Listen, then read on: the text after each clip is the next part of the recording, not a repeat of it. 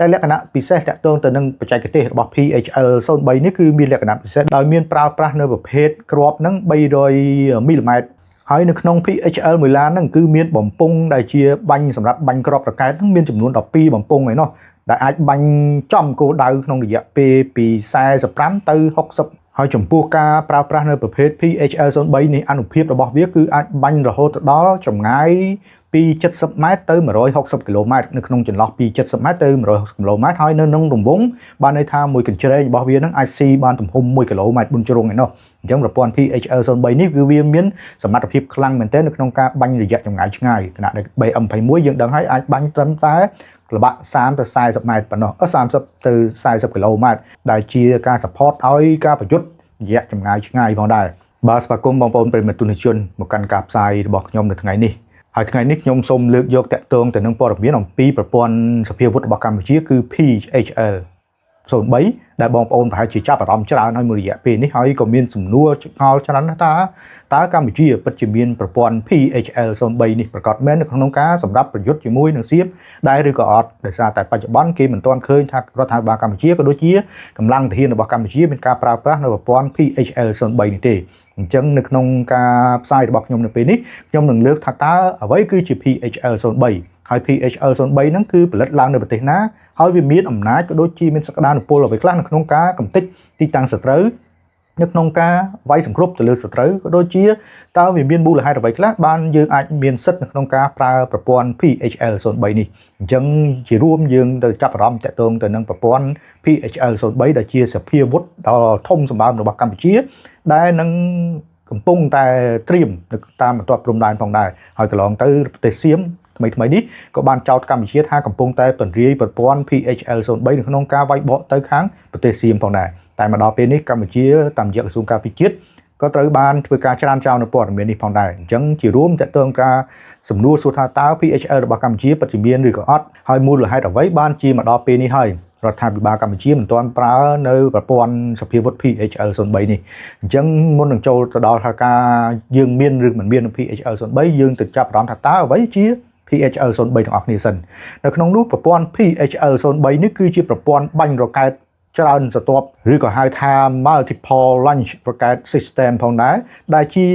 ការផលិតដោយប្រទេសចិនអញ្ចឹង PHL នេះគឺជាសភាវុធធុនធំរបស់កម្ពុជាដែលបានទិញពីប្រទេសចិនកាលពីពេលកន្លងទៅផងដែរហើយកម្ពុជាក៏បានដាក់ប្រព័ន្ធនេះនៅក្នុងការបង្ហាញ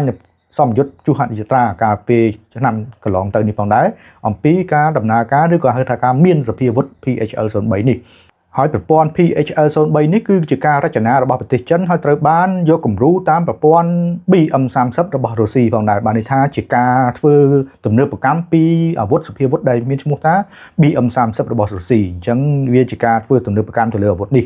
ហើយប្រទេសធំជាច្រើនដែលកំពុងតែប្រើនៅប្រព័ន្ធ PHL03 នេះគឺមានដូចជាសហរដ្ឋអាមេរិកក៏ប្រើនៅប្រព័ន្ធនេះខាងរុស្ស៊ីក៏ប្រើនៅប្រព័ន្ធនេះហើយក៏ដូចជាចិនក៏ប្រើនៅប្រព័ន្ធនេះគ្រាន់តែឈ្មោះរបស់វាគឺខុសគ្នាគ្រាន់តែចិនគឺដាក់ថា PHL03 ហើយនៅក្នុងតំបន់អាស៊ីអាគ្នេយ៍យើងគេឃើញថាមានប្រទេសមួយចំនួនដែលមានការប្រើប្រាស់ប្រព័ន្ធនេះផងដែររួមជាមួយនឹងកម្ពុជាក៏បានក្លាយទៅជាប្រទេសមួយដែលកំពុងតែកាន់កាប់នៅប្រភេទអាវុធធុនធំមួយនេះនៅក្នុងការការពារដែនបូរណភាពទឹកដីរបស់កម្ពុជាផងដែរអញ្ចឹងមុននេះយើងទៅដឹងតាក់ទងអំពីថាអ្វីជា PHL ហើយអញ្ចឹងបន្តយើងទៅចាប់អារម្មណ៍ថាតើលក្ខណៈពិសេសរបស់ PHL នឹងមានអ្វីខ្លះតែលក្ខណៈពិសេសតាក់ទងទៅនឹងបច្ចេកទេសរបស់ PHL03 នេះគឺមានលក្ខណៈពិសេសដូចជាខាងក្រោមដោយមានប្រើប្រាស់នៅប្រភេទគ្រាប់នឹង300មីលីម៉ែត្រដែលជាកំភ្លើងធំ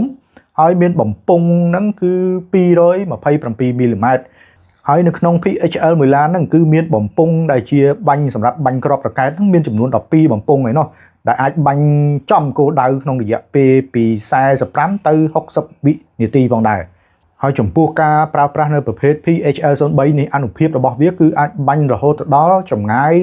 ពី70ម៉ែត្រទៅ160គីឡូម៉ែត្រនៅក្នុងចន្លោះពី70ម៉ែត្រទៅ160គីឡូម៉ែត្រហើយនៅក្នុងរង្វង់បានន័យថាមួយកញ្ជ្រែងរបស់វានឹងអាចស៊ីបានទំហំ1គីឡូម៉ែត្រ4ជ្រុងឯណោះអញ្ចឹងប្រព័ន្ធ PHL03 នេះគឺវាមានសមត្ថភាពខ្លាំងមែនទែននៅក្នុងការបាញ់រយៈចម្ងាយឆ្ងាយខណៈដែល BM21 យើងដឹងហើយអាចបាញ់ត្រឹមតែ